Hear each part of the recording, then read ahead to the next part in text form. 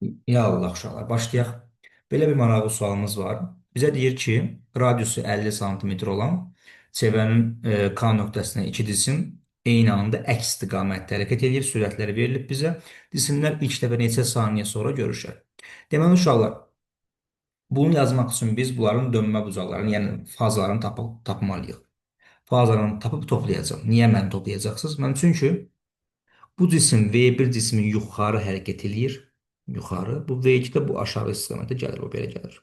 Bu saat daha doğru bu saat əqrəb istiqaməti, bu saat əqrəbin əksinə gəlir. Bunlar istənilən bir anda görüşsələr, məsələn, burada görüşsələr deyək. Məsələn, bura deyim ki, bura M nöqtəsidir. Bura görüşdülər. Bunun gəldiyi bucaqla bunun gəldiyi bucağın cəmi olacaq 360. Çünki çevrəyə tamamlandı, düzdür? Bu olacaq çevrəyə tamamlanmalıdır da bu. 360 olacaq. Deməli mən bunların fazalarını toplasam, o olacaq nə? 360 dərəcə. Yazaram fi1 plus fi2 bərabərdir 2piyə. Düzdürmü? İndi sonra bunları uşaqlar perioddan, yəni omega ilə ifadə eləyək. Omega'ya gətirək bu düsturu və zamana vuraq.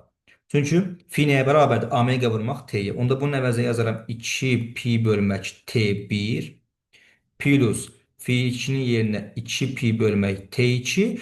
Bunları vurmalıyam zamana, olsun elə fi'nin özü. Bərabərdir 2 pi. Bitdi. Bunu yazdıq. Hazır. Bu qədər sadə. Bu hissə bitdi. Keçək indi periodlar tapaq qoyaq yerinə. V1-ə nəzərən V1-in tapaq periodun. V1 bərabərdir.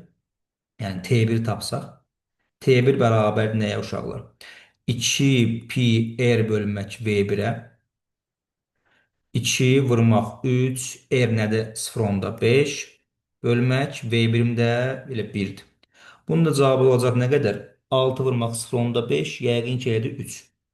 T1 oldu 3. Bələm T2-ni tapaq.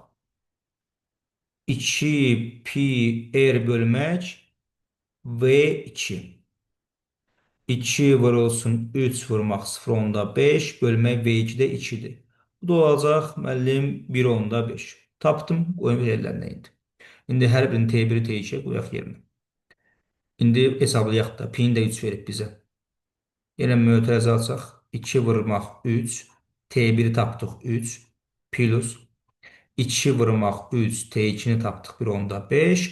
Mən zamanı tapmaq lazım. Zamanı bilmirəm. Vurulsun 2 vurmaq 3-ə. Buradan zamanı tapsaz, bu da eləyəcək 1 saniyə. Bu qədər sadə. Sağ olun uşaqlar. Hələlik.